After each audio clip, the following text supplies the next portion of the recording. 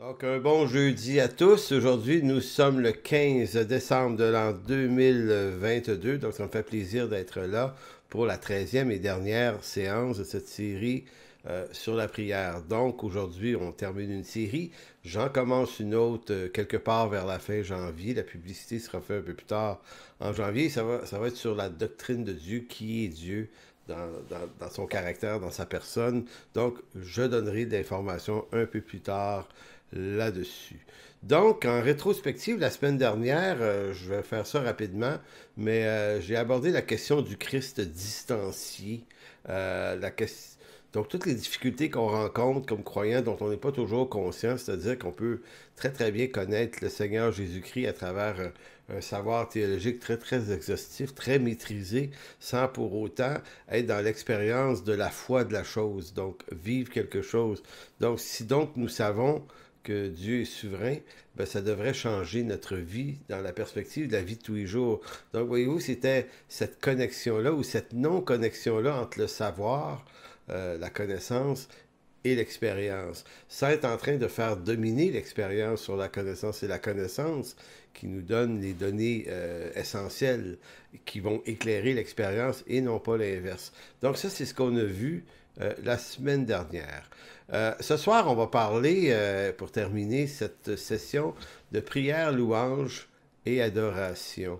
Il est coutume dans nos milieux chrétiens de classer dans une même catégorie d'activités spirituelles la prière, la louange, l'adoration, et dans certains cas, on ajouterait à ça la prophétie, toute la question du miracle, du surnaturel. Donc, on a, dans beaucoup de milieux, tendance à classer ces activités-là comme si c'était l'expression de la véritable expérience avec Dieu, ce au détriment d'une saine et juste connaissance de la théologie. C'est comme si on voyait que la théologie, ça gâchait tout.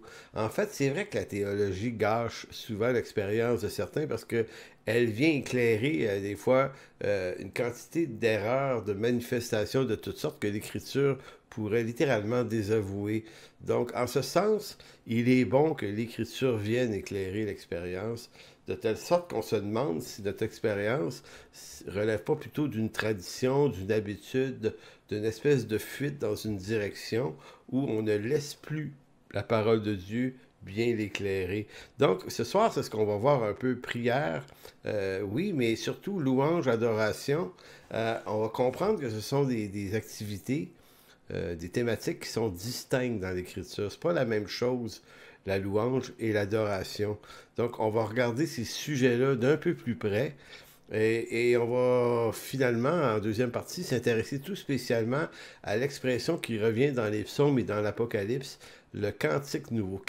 De quoi on parle lorsqu'il est question d'un cantique nouveau dans l'Écriture? Parce que si un cantique nouveau, ça laisse entendre qu'un cantique ancien, donc il y a quelque chose d'autre avant. Donc on va essayer de voir ça. Puis voilà, c'est vraiment, mais c'est vraiment intéressant comme sujet.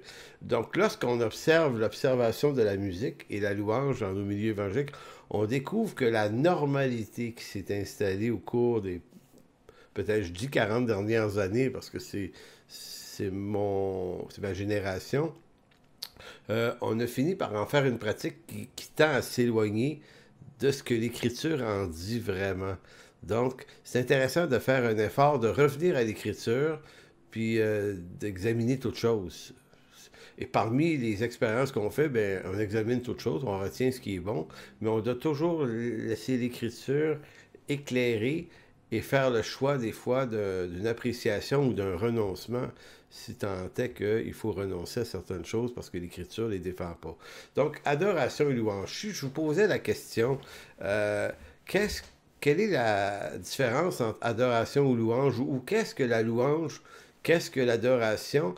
Probablement que nombreux seraient ceux qui répondraient que c'est un peu la même chose. Lorsqu'on évoque l'idée de l'adoration et de la louange, on a un imaginaire. On imagine des gens qui, les yeux fermés, les mains dans les airs, c'est très, très correct de le faire comme ça, là, mais qui chantent des louanges et puis qui sont concentrés sur Dieu, sur la présence de Dieu. Et on pourrait même peut-être penser que l'adoration, c'est un degré plus profond de louange. Comme s'il y a la louange ordinaire, et là, on peut entrer en adoration. Donc, ça devient comme plus précieux, plus riche, plus important. Maintenant, est-ce que l'Écriture défend ça? Parce que c'est ce qui est perçu dans les églises, et c'est même des fois ce qui est enseigné. Maintenant, dans l'Ancien Testament, l'adoration ne fait jamais référence au chant. Ça va peut-être vous déranger d'entendre ça. La louange fait référence quelquefois, ou souvent au chant, mais pas l'adoration. En d'autres mots, louange et adoration, c'est deux choses quand même pas mal différentes, qui peuvent se recouper, mais c'est pas la même chose. Donc, l'adoration ne fait pas référence au chant, et pas non plus à la prière ou à l'action de grâce, mais au geste par lequel on se prosterne en terre devant Dieu. Donc, je vais vous faire tourner dans Genèse chapitre 18, versets 1 à 3. Le mot adorer dans l'Ancien Testament, c'est le mot chacha en hébreu. Ce mot-là est associé à la fois à adorer, mais à la fois à l'idée de se prosterner face contre terre devant Dieu. Et vous voyez ici, c'est l'expérience d'Abraham. L'Éternel lui apparut parmi les chênes de Mamré.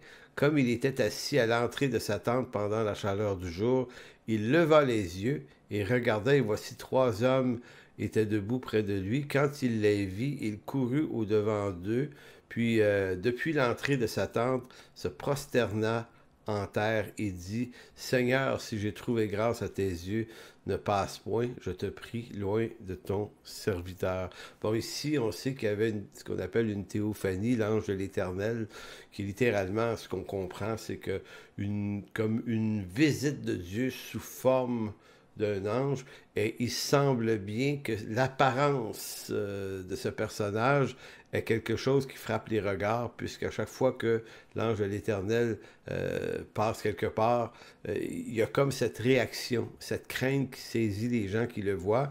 Et ce que font-ils? Ils se prosternent en terre. Chacha. Maintenant, le verbe prosterner, chacha, veut dire aussi adorer. Donc déjà, ça nous renseigne sur l'idée que l'adoration, en tout cas pour eux, c'était pas des chants, là. C'est pas de la réjouissance. Ça peut en être, mais c'est presque des fois la peur. J'ai déjà fait une étude où j'allais chercher beaucoup de versets où le mot chacha revient, et c'est souvent même une crainte effrayante de Dieu. C'est de la peur, là. C'est littéralement, là, c'est une quête de grâce pour être secouru. Donc, c'est heureux, mais c'est heureux au sens de la crainte de l'Éternel, donc on chante pas.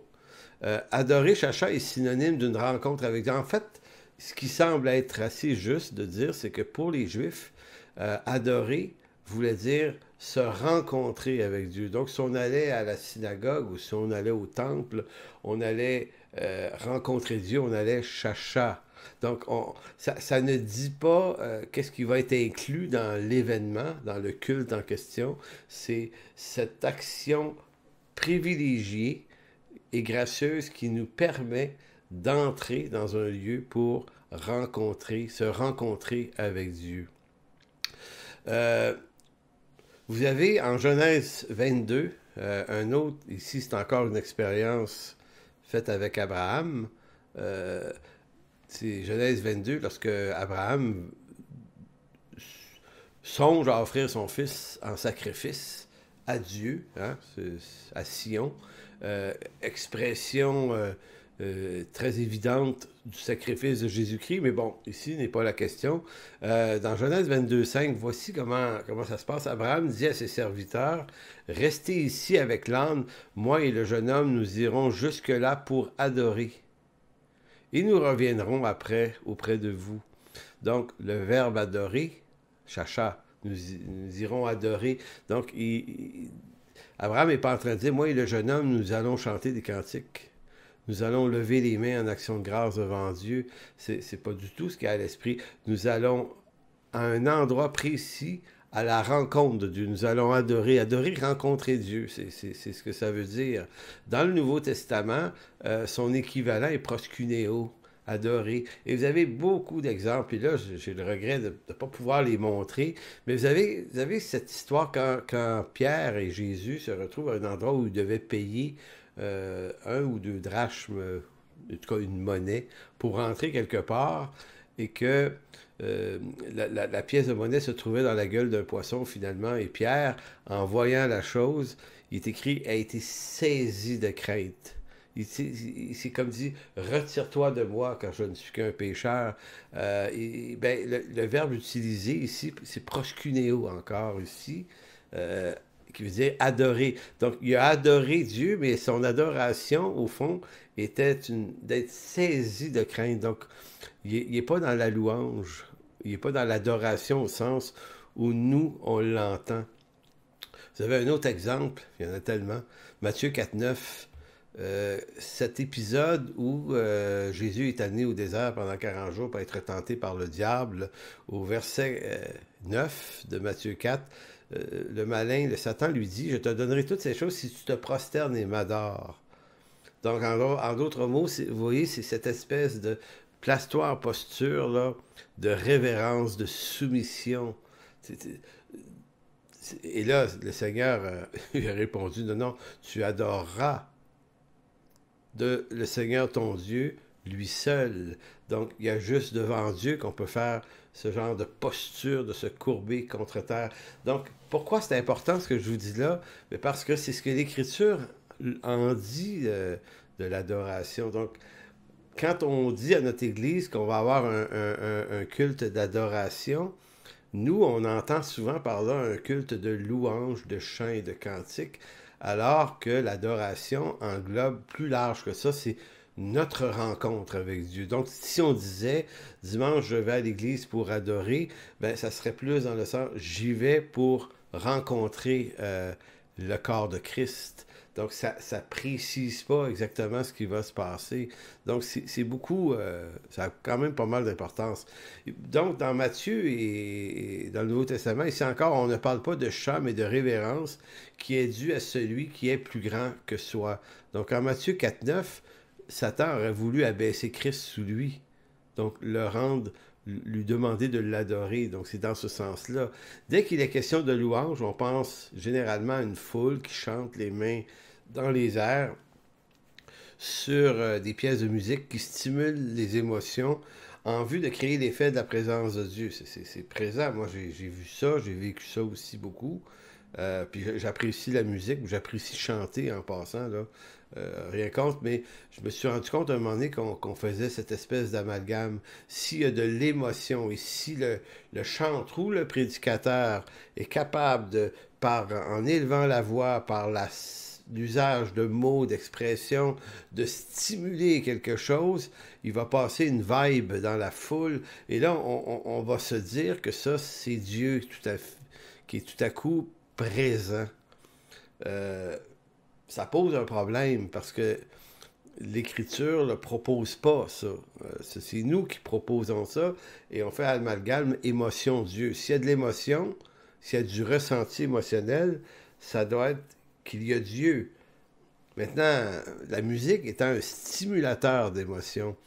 Si vous avez déjà remarqué le spectacle que Céline Dion donnait à Las Vegas il y a de nombreuses années, la musique était tellement riche, bonne, la voix de cette chanteuse est tellement magnifique et grandiose que les gens pleurent en l'écoutant. Maintenant, est-ce que ça signifie que Dieu est là parce qu'il pleure? Non, c'est que la musique est vecteur d'une stimulation émotionnelle. Donc, il faut pas garder la tête froide devant ça. S'il y a une émotion à vivre, vivons-la, mais ce que je veux dire, c'est que on ne peut pas dire l'émotion égale Dieu vient d'arriver ici. Donc, dans bien des cas, les chants sont conjugués. Ça, c'était très, très intéressant.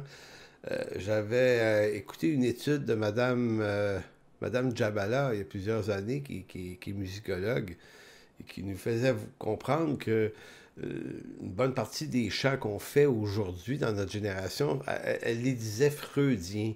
C'est-à-dire, c'est très, très centré sur soi.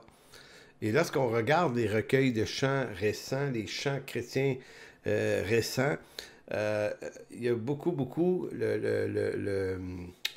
c'est beaucoup centré sur nous. Oui, oui, il y a Dieu dans ça, mais c'est moins une révérence à Dieu, à élever ses hauts faits à lui, qu'être en train de lui dire de faire quelque chose pour moi, chanter mon engagement, je veux ceci, je ferai cela pour toi, Seigneur. Donc on est dans le je, le nous, alors qu'une louange devrait élever le nom de Dieu. En réalité, il n'est pas supposé d'être question de nous. Il est supposé d'être question de Dieu. Dans la louange, il peut y avoir des chants qui sont artistiquement faits pour parler de nous aussi, notre rapport à Dieu, notre engagement, notre repentance. Tout ça, ça peut être chanté tout à fait aussi. Mais souvent, dans la louange, on ne distingue pas ces choses-là. Donc, le pronom je est de plus en plus utilisé. Maintenant, qu'est-ce que ça signifie? Donc, ça veut dire que plusieurs de nos chants recèlent quelque chose qui résonne un peu avec l'esprit narcissique du temps présent. On est dans un monde qu'on appelle l'hypermodernité. L'hypermodernité, c'est le ressenti absolu. Je suis ce que je ressens. Il se passe juste une chose, c'est ce que je ressens. Et c'est moi, c'est pour moi. C'est comme ça qu'on comprend la vie aujourd'hui. C'est comme une sorte de nouvelle normalité qui s'installe et on obéit à ça. Donc, on ne se rend pas compte dans nos églises, mais on chante un peu comme ça. Là, je pensais dire que tous nos chants sont comme ça. Je pensais dire que toutes les églises font ça. C'est pas à moi d'en juger, mais c'est là, c'est présent. Et il y a quelque chose dans ça qui pose un problème. On aime louer davantage le Seigneur pour l'effet extatique que ça peut produire en nous que pour la louange réelle à Dieu. Donc, Dieu n'est pas moins loué, même s'il n'y a pas tant d'émotions. C'est la vérité du cœur qui exprime à Dieu son amour pour de vrai, qui est l'expression d'une louange. En d'autres mots, la louange, c'est une attitude de reconnaissance devant Dieu. Je vais vous le dire comme ça, là. La louange, c'est en quelque sorte l'extension de la communion avec Dieu. Lorsqu'on va en église le dimanche et qu'on chante des cantiques et qu'on élève le Seigneur, on n'est pas en train de faire arriver quelque chose, on est en train de vivre en communauté ce que nous devrions normalement vivre en individualité durant la semaine. Donc, c'est la continuité de... Lorsque je remarque que les croyants recherchent la louange à l'Église comme étant le moment. Il leur faut ce moment. J'ai vu ça des fois, des gens disaient, moi, ça me prend ce moment-là, mais tu dis, ouais, mais tu peux le prendre chez vous, ce moment-là. Oui, mais j'ai besoin... Je comprends l'appréciation de vivre en communauté, des centaines de voix qui élèvent le nom du Seigneur, c'est magnifique, c'est beau. Mais pour certaines personnes, on est presque devenu en dépendance d'une expérience sous prétexte que, parce que c'est tellement beau, ça devient plus Dieu que si tu étais chez vous. En réalité, ça ne change rien. En Jean 4, si vous voulez tourner, c'est Jean 4 qui, dans le Nouveau Testament, exprime bien une idée et déconstruit quelque chose. Dans Jean chapitre 4, verset 23, tournez là. Vous avez dans Jean 4 la rencontre de Jésus avec cette femme au puits de Jacob. Hein? Donc cette femme, une Samaritaine, avait eu 5 maris et tout ça. Donc bon, le point ici, c'est pas tellement ça, mais il faut comprendre que les Samaritains avaient élevé un lieu au Carmel, un temple aussi au Dieu d'Israël, mais eux ne reconnaissaient pas la lignée davidique à Jérusalem. Ils reconnaissaient seulement les textes de Moïse, ce qu'on appelle le Pentateuque, les 5 premiers livres. Donc, c'était organiser une religion en attente d'un Messie indéterminé. Il ne serait pas de la tribu de Juda tant qu'à eux. Donc, c'était construit ça à Carmel en Samarie. Et les Juifs, la descendance de Juda et de David, a construit le temple à Jérusalem. Donc, il y avait 2 temples, en quelque sorte. Celui du Carmel a été détruit un siècle ou 2 avant Jésus-Christ par les Juifs qui le méprisaient profondément. Et ils avaient raison au sens où la descendance, la lignée de David allait voir le Messie. Maintenant, quand Jésus rencontre cette femme-là, il se passe quelque chose. La question, c'est, tu sais, cette femme-là lui dit, nous, on dit que c'est ici qu'il faut adorer. Adorer. Adorer veut dire rencontrer Dieu. Mais vous, les Juifs, vous dites que c'est à Jérusalem qu'il faut adorer Dieu. Est-ce qu'elle est en train de dire, nous, on veut chanter ici, vous autres, vous voulez chanter là-bas? Ce qu'adorer veut dire louer Dieu et chanter des cantiques. Non, c'est vraiment dans l'expression, nous croyons qu'on doit rencontrer Dieu ici, sur cette montagne. Vous pensez, Juifs, que vous devez le rencontrer sur cette montagne à Jérusalem. Et c'est là que Jésus lui répond, verset 23, « Mais l'heure vient et elle est déjà venue où les vrais adorateurs adoreront le Père en esprit et en vérité, car ce sont là les adorateurs que le Père demande. Dieu est esprit et il faut que ceux qui l'adorent en esprit et en vérité. » Moi, j'ai quelquefois entendu des prédicateurs ou des chantres utiliser ce texte-là pour essayer de crinquer, si on veut, un moment de louange et utiliser le concept de l'adoration au sens de la louange en citant ce texte. Les vrais adorateurs l'adorent en esprit, suggérant que c'est un phénomène extatique, c'est une plénitude de l'esprit soudaine par une seconde expérience ou une troisième expérience. L'Esprit Saint vient et là, on va rentrer dans une vraie adoration en esprit et en vérité. Donc, on utilise ce texte en termes d'une expérience, alors que ni Jésus ni cette femme sont en train de dire cela. Adorer voulait dire, est-ce qu'on le rencontre ici ou est-ce qu'on le rencontre là-bas? Et Jésus dit, l'heure vient que ça va être ni ici ni là-bas. Ça va être en esprit et en vérité. Donc, en esprit, en référence, parce que l'évangile de Jean, ça se trouve, nous parle beaucoup du Saint-Esprit qui doit venir. Et dans Jean 3,5, Jésus avait dit à Nicodème, en vérité, je te le dis, si un homme ne naît d'eau et d'esprit, il ne peut entrer dans le royaume de Dieu. Donc, les vrais adorateurs, ceux qui vont pouvoir rencontrer et communier avec Dieu, ce seront la race de ceux qui sont les nés de l'Esprit, les nés de nouveau. Esprit par le Saint-Esprit et en vérité, Jésus étant le chemin, la vérité, la vie, c'est de lui dont il s'agit. Donc les vrais adorateurs vont le faire par Jésus. Ça distingue la nouvelle alliance de l'ancienne. Dans l'ancienne alliance, tout Israël passe les mâles 8e jour par la circoncision, sont rattachés à cette alliance, même s'ils ne sont pas sauvés, puisque en Israël, c'est un reste selon l'élection de la grâce, qui sont à travers les générations sauvés de toute façon. Mais dans l'Église, ça change. Dans l'Église, c'est l'affaire des nés de nouveau seulement. Toutes nos familles sont là autour de nous. Même des gens peuvent venir à l'Église sans pour autant appartenir de facto à cette alliance en Jésus-Christ. Donc, en esprit et en vérité, exprime une appartenance très précise à Dieu. Donc, c'est pas de louange dont il est question ici. Donc, la louange, c'est davantage l'expression de notre reconnaissance à Dieu. Donc, c'est pour ça qu'il faut la distinguer, louange et adoration. Adoration veut dire se rencontrer avec Dieu. Louange, c'est l'expression de notre reconnaissance à Dieu. Et, je vais le dire comme ça peut aussi se chanter. Ah, oui, parce que dans nos milieux, encore là, louange égale chant. Alors que dans l'Écriture, louange égale reconnaissance à Dieu. Donc, on n'a pas besoin de chanter pour être reconnaissant à Dieu. Notre reconnaissance à Dieu devrait s'élever à tous les jours, mais ça peut se faire par des chants aussi. Et c'est là que quelquefois, on a ce qu'on appelle des chants de louange. Mais dans une église, tout chant n'est pas forcément de la louange, il peut aussi être de l'instruction. Et d'ailleurs, si vous allez dans Éphésiens 5, on va voir deux textes, Éphésiens et Colossiens, comment l'apôtre Paul définit les chants, comment chantaient-ils, eux, les croyants de la première génération. Éphésiens 5, 19, Paul dira, « Entretenez-vous par des psaumes, par des hymnes et des cantiques spirituels, chantant et célébrant de tout votre cœur les louanges du Seigneur.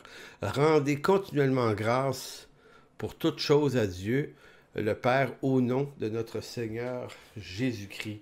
Donc ici, vous avez le chant et la célébration de la louange. Mais voyez-vous, Paul élève l'idée que ça se fait par des hymnes, par des psaumes et des cantiques spirituels. Des hymnes, pardon, si on parle de psaumes, on parle des psaumes de la Bible. Les cantiques, un cantique ici, c'est une ode, un poème qui fait l'éloge de Dieu. Rien à voir avec moi, là, puis mon vécu aujourd'hui. Là. Un hymne, hymnos, qui était un chant de louange qui souligne les hauts faits de Dieu. Donc, les psaumes, c'est ce que la Bible donne déjà comme écrit sur Dieu. Un cantique, c'est qui fait un éloge à Dieu, et un hymne qui accorde une louange qui souligne les hauts faits de Dieu. C'est pas pour nous, c'est pour Dieu. Maintenant, l'apôtre Paul nous dit de s'entretenir de ces choses au détriment de ne pas s'entretenir juste de soi-même. En Colossiens, il dit quelque chose de très semblable, mais il ajoute des détails. Colossiens 3,16 va dire que la parole de Dieu habite parmi vous abondamment. Et voyez comment dit-il de le faire. Instruisez-vous, didasco, l'instruction, didasco, instruisez-vous, et exhortez-vous, noutétéo, avertir, s'exhorter. Donc, instruisez-vous et exhortez-vous les uns les autres en toute sagesse. Par quel moyen? Par des psaumes, des hymnes et des cantiques. Il reprend la même formulation, psaumes, hymnes et cantiques, chantant à Dieu de tout votre cœur sous l'inspiration de la grâce. Bon, donc, on le voit assez clairement dans ces deux textes de Paul, et il n'y en a pas vraiment beaucoup d'autres dans le Nouveau Testament. Là, toute ce qui est devenu la musique et la louange au 21e siècle, par rapport à ce que l'Écriture en dit, vraiment, c'est assez phénoménal comment on a pu construire un building énorme avec quelques textes qui sont pourtant très très clairs. On le voit clairement dans ces textes, non seulement les chants instruisent, mais mieux encore, ils exhortent par le rappel des vérités bibliques. Donc, la louange et le chant pour Paul, c'était une instruction aussi. Ça pouvait être et ça devait être une exhortation et une instruction.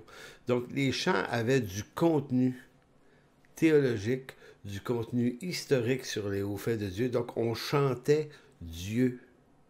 C'était beaucoup plus ça qui était à l'origine l'importance.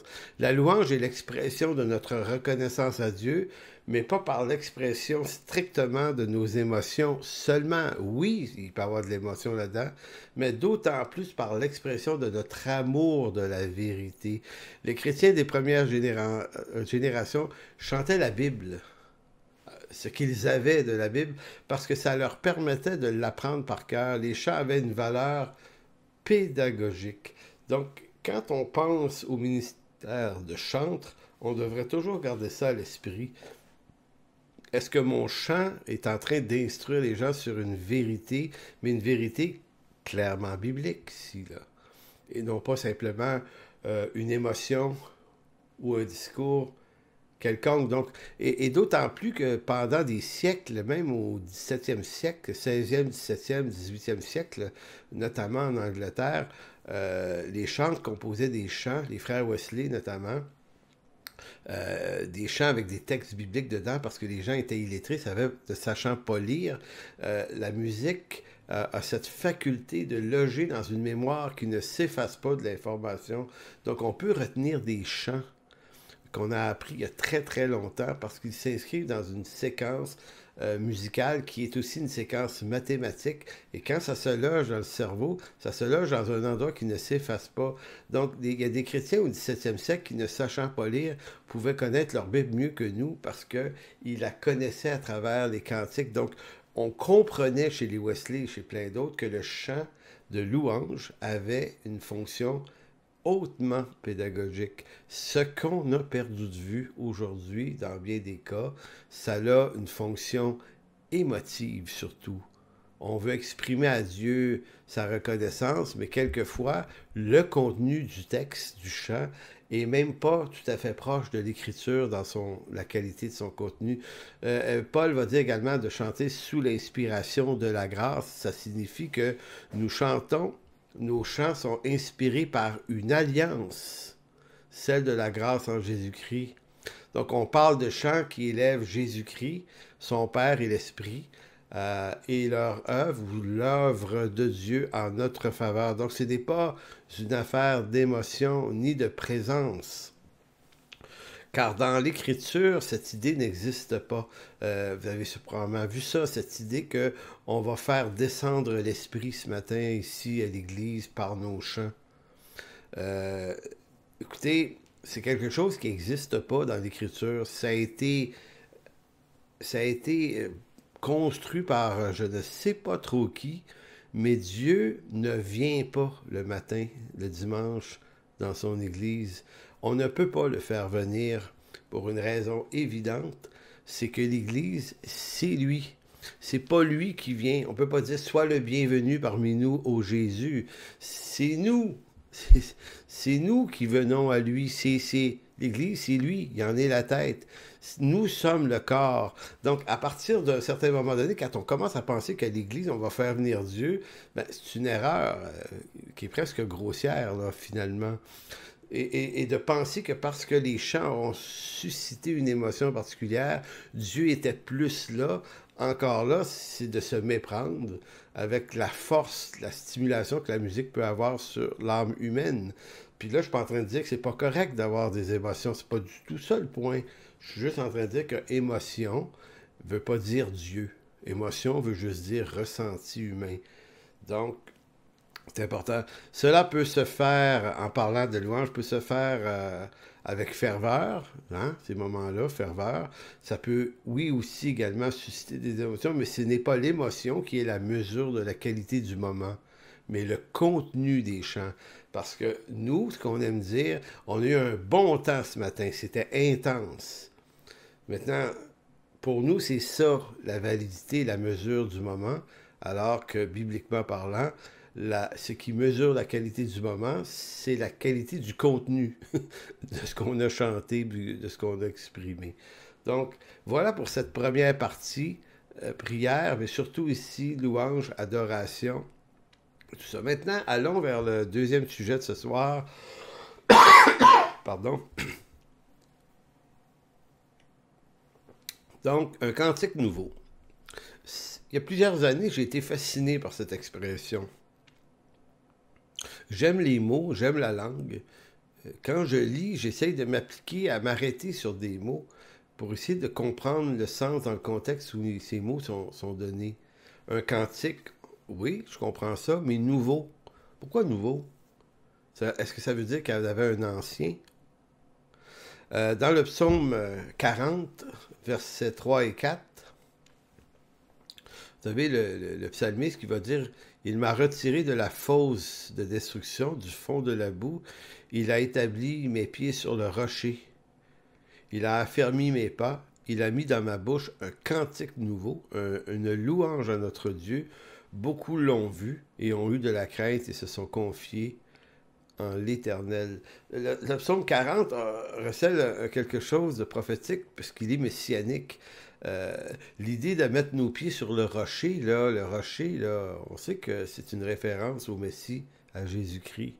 Et c'est dans cette conjoncture-là qu'il dit, s'il a mis mes pieds sur le rocher et de telle sorte qu'il a affermi mes pas en ce Dieu, ben, ça amène dans ma bouche un cantique nouveau. Pourquoi ça amène pas juste un cantique heureux? Non, c'est un cantique nouveau. Si donc il existe un cantique nouveau, ben, je me dis peut-être qu'il existe un cantique ancien. Maintenant, quel est-il? Il y a deux possibilités. Dans l'Ancien Testament, il y a beaucoup de cantiques, vous me direz, là, il y en a plein dans les psaumes, mais il y en a plusieurs ailleurs. Mais quand on pense à nouveau et ancien, ancien fait référence à l'ancienne alliance, souvent celle de la loi avec Moïse. Et les deux grands personnages de la Bible, dans l'Ancien Testament c'est Moïse et dans le Nouveau Testament c'est Jésus. Et en ce sens, Moïse est un type de Jésus-Christ. Hein? Il est le prophète dans l'Ancien Testament. Tout part de Moïse dans l'Ancien Testament. Tous les autres prophètes et les autres écrits sont en référence à la précision des textes de Moïse. On n'écrit pas sans Moïse dans l'Ancien Testament. Moïse est la référence et en ce sens prophétique, il est le prophète image de Jésus, le grand prophète. Dans Deutéronome 18, c'est pas pour rien que Moïse va dire « Un autre prophète comme moi va venir. Écoutez-le. » Puis celui qui ne l'écoutera pas va mourir. Donc, il y a cette référence-là. Donc, on peut avoir l'intuition de penser que s'il existe un ancien cantique, ça serait donc le cantique de Moïse. Et deux possibilités. Il y a le cantique de Moïse d'Exode 15. C'est le cantique qui vient juste après la sortie d'Égypte, alors qu'on voit encore flotter les chars de Pharaon.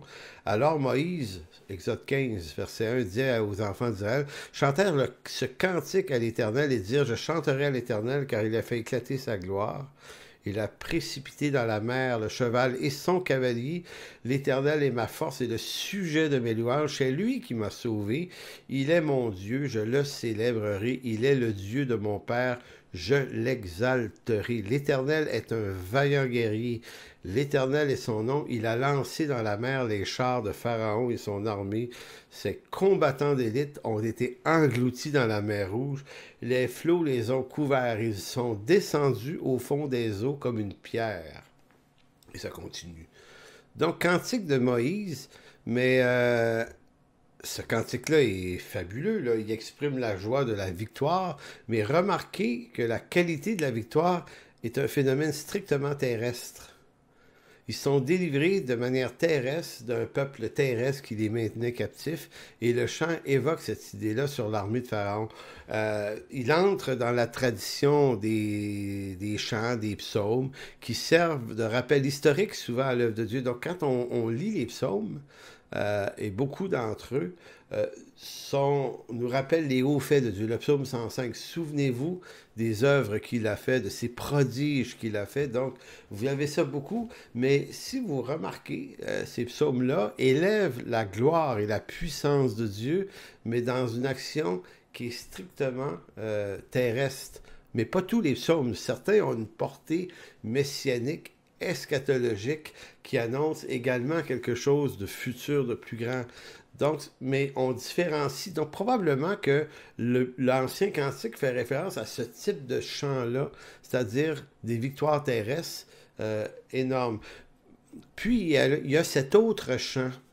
Et celui-là est peut-être, je suis dans l'hypothèse ici, là, je ne suis pas dans la certitude, mais il y a un autre cantique de Moïse, beaucoup plus poignant. Souvenons-nous qu'à la fin des 40 années au désert, donc il y a eu le cantique à la sortie d'Égypte, après ça, il y a 40 années au désert, et à la fin des 40 années au désert, Dieu ordonne à Moïse d'écrire un cantique que tous les enfants d'Israël devront obligatoirement garder en mémoire. C'est un cantique qui rappelle les jugements de Dieu contre son peuple Israël, l'Israël rebelle. Donc vous allez dans Deutéronome 31, 19. Encore là, je ne lis pas tout parce que c'est quand même beaucoup, mais c'est un cantique qui est un jugement ici. Deutéronome 31, 19 qui dit « Maintenant, écrivez ce cantique. Enseigne-le aux enfants d'Israël, mets-le dans leur bouche, et que ce cantique me serve de témoin contre les enfants d'Israël, car je mènerai ce peuple dans le pays que j'ai juré à ses pères de lui donner, pays où coule le lait et le miel. Il mangera, se rassasiera, s'engraissera, puis se tournera vers d'autres dieux et les servira. Il me méprisera et violera mon alliance. Quand alors il sera atteint par une multitude de maux et d'afflictions, ce cantique qui ne sera point oublié et que la postérité aura dans la bouche, déposera comme témoin contre ce peuple. Je connais en effet ces dispositions qui déjà se manifestent aujourd'hui avant même que je l'ai fait entrer dans le pays que j'ai juré de lui donner. En ce jour-là, Moïse écrivit ce cantique et l'enseigna aux enfants d'Israël.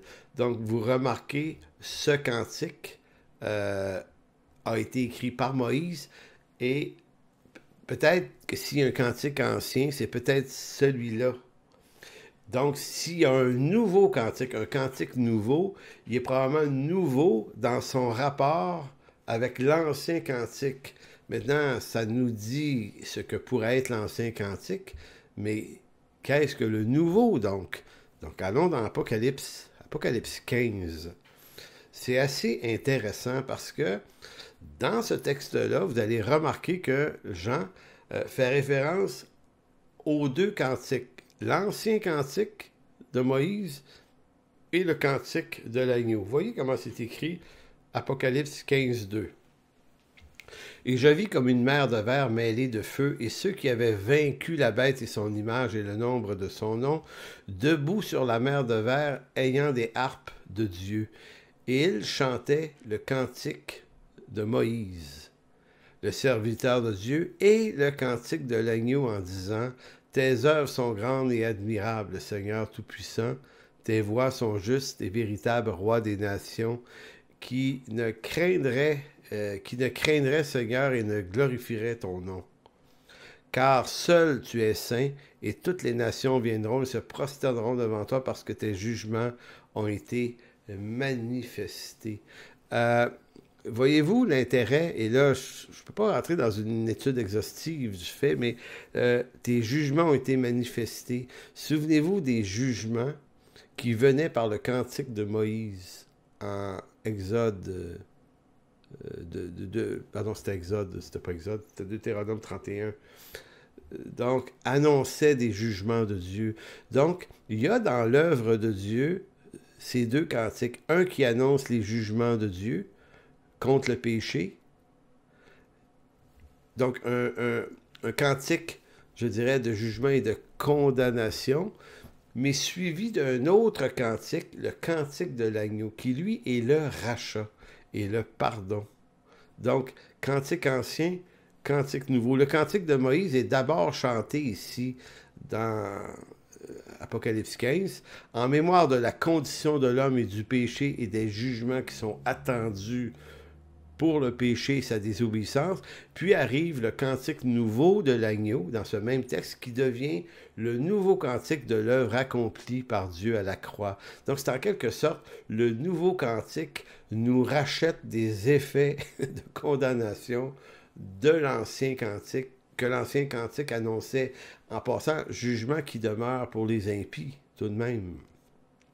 Maintenant, quand on parle de cantique nouveau, il faut comprendre, et ça c'est vraiment une des richesses de l'expression nouveau, le mot nouveau ou nouvelle, c'est que dans le Nouveau Testament, on reprend continuellement l'expression de choses nouvelles. En d'autres mots, en Jésus-Christ, toutes choses sont devenues nouvelles. Et là, on parle ici ancienne vie, nouvelle vie. Une nouvelle naissance. Le mot nouveau est très, très, très présent. Et c'est intéressant parce qu'on est devant deux grandes alliances. L'ancienne alliance, la nouvelle alliance. Une ancienne vie en Adam, une nouvelle vie en Jésus-Christ. Donc vous avez toujours ancien, nouveau, ancien, nouveau. Et ancien toujours en référence à ce qui est terrestre issu de la postérité de Adam. Et ce qui est nouveau est toujours la descendance, postérité de Jésus-Christ, puisque la lettre aux Colossiens nous explique bien qu'à partir de Jésus-Christ, une nouvelle race d'hommes qui sont les nés de nouveau, qui sont dans une nouvelle sorte de vie en lui. Il est le premier, nous dit Paul en Colossiens, il est le premier de cette génération. Donc, ancien, nouveau. Donc, quand on parle du cantique nouveau, on parle probablement et certainement du cantique des élus. Est-ce que c'est un cantique en particulier? Est-ce que c'est un nouveau cantique parce qu'il serait plus beau, plus majestueux, mieux composé que les autres? Posséderait-il une mélodie meilleure, plus irrésistible que toutes les mélodies de la terre? On pourrait penser que c'est parce que c'est un cantique composé par Dieu pour ses élus ou bien un cantique composé par les élus. L'idée, c'est que le cantique nouveau n'est pas un chant particulier, mais l'ensemble, si on veut, de la reconnaissance des élus envers leur Dieu qui se chante. Tout comme dans l'Ancien Testament, l'ancien cantique n'est pas forcément un cantique en particulier, mais l'expression de tous ces cantiques de l'Ancien Testament qui annonçaient un jugement de Dieu. Donc l'ancien cantique jugement, le nouveau cantique, la grâce de Dieu par son œuvre envers tous ceux qui lui appartiennent. Donc il ne s'agit pas d'un cantique en particulier, mais de l'attitude de louange qu'ont les rachetés lorsqu'ils chantent le triomphe du Christ à la croix. Apocalypse 14, versets 2 et 3. Vous avez une autre référence en Apocalypse de Jean, Apocalypse 14, 2 et 3. « Et j'entendis du ciel comme une voix, un bruit de grosses eaux, comme le bruit d'un grand tonnerre, et la voix que j'entendis était celle des joueurs de harpe jouant sur leur harpe, et ils chantaient un cantique nouveau. » Oui, un cantique nouveau devant le trône et devant les 4 êtres vivants, et personne ne pouvait apprendre le cantique si ce n'est les 144 000 qui avaient été rachetés de la terre. Les 144 000, évidemment, ne sont pas les témoins de Jéhovah, là, que c'est ce qu'ils pensent à partir d'Apocalypse 7, où il est question également des 144 000. Les 144 000, c'est un chiffre symbolique. Sa valeur n'est pas une valeur numérique, mais une valeur symbolique, tout comme la majorité des éléments contenus dans le livre de l'Apocalypse ont une valeur symbolique, donc on va les comprendre beaucoup mieux si on leur attribue une valeur symbolique. Si on veut absolument interpréter ça de façon littérale, ben, il n'y aura pas seulement 144 000 élus au ciel, on le sait bien, c'est des millions, là. Mais 144 000 explique l'extrême grand nombre. Mais dans ce qui est dit, c'est que le cantique nouveau, il y a juste ces 144 000-là qui peuvent l'apprendre. Donc, on comprend que le cantique nouveau, c'est le cantique des rachetés, de tout racheter. Ça n'a pas rapport à un cantique en particulier, mais c'est l'action de grâce chantée par ceux qui appartiennent au Seigneur. Et d'ailleurs, ça rentre dans ce que je vous disais, toutes choses sont nouvelles en Jésus-Christ. Donc, il n'y a pas juste le cantique qui est nouveau. Regardez, en Jean chapitre 3, verset 1 à 16, on ne tourne pas là, mais Jean 3, 1 à 16, il est question d'une nouvelle vie, nouvelle naissance. Regardez, au verset 3 de Jean 3, Jésus lui répondit à Nicodème, en vérité, je te le dis, si un homme ne naît de nouveau, il ne peut voir le royaume de Dieu. Donc, qu'est-ce que veut dire naître de nouveau? Donc, ça signifie que la nouvelle création se fait avec une nouvelle sorte de vie. Donc, c'est nouveau, ça. Donc, il n'y a pas juste le cantique qui est nouveau, il y a la vie de ceux qui le chantent qui est nouvelle. En Hébreux 10, 20, il est question d'une nouvelle route. Donc, Hébreux 10, je dis 20, mais c'est 10, 19 et 20. Si donc, frères, puisque nous avons au moyen du sang de Jésus une libre entrée dans le sanctuaire par la route nouvelle. Avez-vous remarqué ça? Une route nouvelle et vivante qu'il a inaugurée pour nous à travers du voile, c'est-à-dire de sa chair. Dans 1 Corinthiens 5, 7, une nouvelle pâte, faites disparaître le vieux levain, afin que vous soyez une nouvelle pâte, puisque vous êtes sans levain, car Christ, notre Pâque, a été immolé. Donc, pour nous, la Pâque, qui est la mort et la résurrection du Christ, nous fait naître de nouveau. On devient une nouvelle chose, une nouvelle pâte. C'est intéressant. Donc, pas du vieux levain. En Hébreux 11, 24, c'est une nouvelle alliance. Hébreux 12, 24 va dire « Par la route nouvelle et vivante qu'il a inaugurée pour nous au travers du voile, c'est-à-dire de sa chair. » Une route nouvelle, une nouvelle alliance. Apocalypse 21, là, ça culmine de façon intéressante. Il est question d'une nouvelle terre, nouveaux cieux, une nouvelle Jérusalem céleste, nous dit Jean au verset 1 et 2 d'Apocalypse 21. Puis je vis un nouveau ciel, une nouvelle terre, car le premier ciel et la première terre avaient disparu. C'est intéressant, là, on voit très très clairement la distance entre l'ancien et le nouveau. Elle avait disparu et la mer n'était plus, et je vis descendre du ciel d'auprès de Dieu la ville sainte, la nouvelle Jérusalem, préparée comme une épouse qui s'est parée pour son époux. Donc ici, nouvelle terre, nouveaux cieux, nouvelle Jérusalem fait référence à cette autre création qui va nous recevoir dans le royaume de Dieu, tous ceux qui sont les nés de nouveau. Donc, en 2 Corinthiens 5,17, c'est ici que ça se dit encore plus clairement. Si quelqu'un est en Christ, il est une nouvelle créature. Les choses anciennes sont passées, voici toutes choses sont devenues nouvelles. Et tout cela vient de Dieu qui nous a réconciliés avec lui par Christ et qui nous a donné le ministère de la réconciliation. Est-ce que c'est pas magnifique au fond? Lorsqu'on comprend cette distance. Donc, le salut, là, c'est pas une nouvelle tentative de réussir ce qu'on a échoué en Adam, et que si on rate encore notre coup, on va perdre tous les avantages du salut. Écoutez, c'est une théologie de très faible qualité que d'affirmer un truc comme ça. Écoutez, on est placé dans une nouvelle création, un nouveau corps glorifié, une nouvelle terre, nouveaux cieux, nouvelle vie, nouvelle espérance, nouvelle route, nouvelle pâte, nouveau cantique. Tout est nouveau dans ça, et c'est l'œuvre de Dieu que Dieu fait en nous, un don de sa grâce.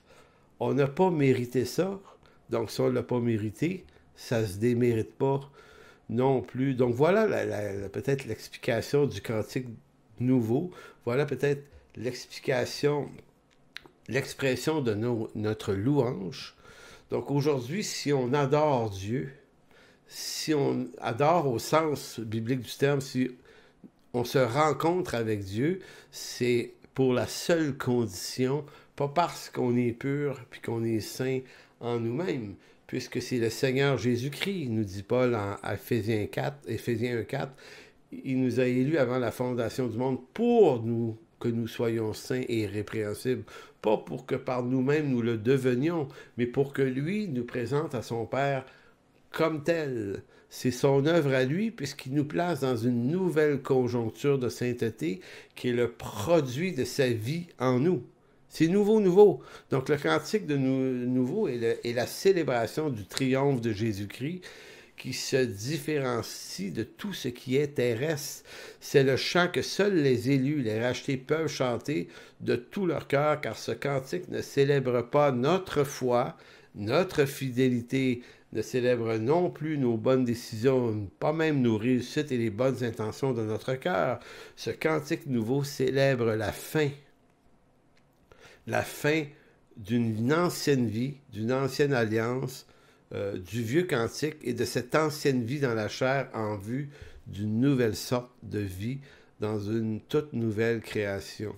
Alors voilà ce à quoi se conclut cette séance 13 de cette étude sur la prière. Donc, je veux prendre le temps de dire un gros merci à tous ceux qui ont suivi cette étude.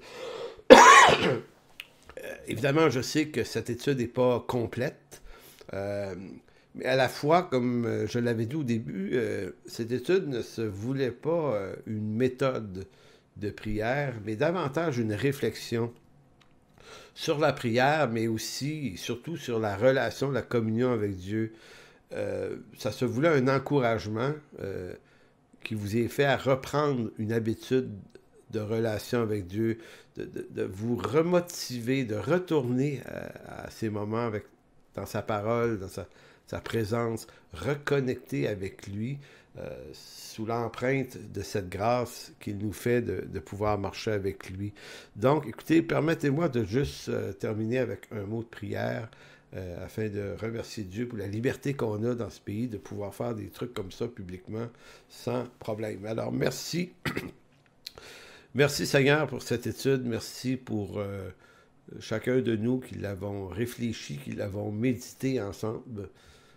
Seigneur, que ces mots, que ces textes, que tout ce qui a pu être dit, qui est selon ta volonté, puisse servir d'encouragement, d'édification, puisse fortifier la foi, puisse, je dirais, réhabiliter des croyants qui avaient perdu pied, qui avaient perdu espoir, qui avaient perdu l'envie même. Puisses-tu, Seigneur, susciter à nouveau ce désir de te suivre, puisque, Seigneur, c'est pas normal de vouloir te suivre. Il faut que ce soit une œuvre produite par ton esprit en nos cœurs. Alors, merci, Seigneur, de bénir chacun des auditeurs et merci pour le reste des choses en ton précieux nom. Amen. Donc, un gros merci tout le monde. On se revoit fin janvier, ceux qui voudront. Je ferai de la pub dans le mois de janvier pour expliquer ce dont il va s'agir, étude sur Dieu, hein, la doctrine de Dieu.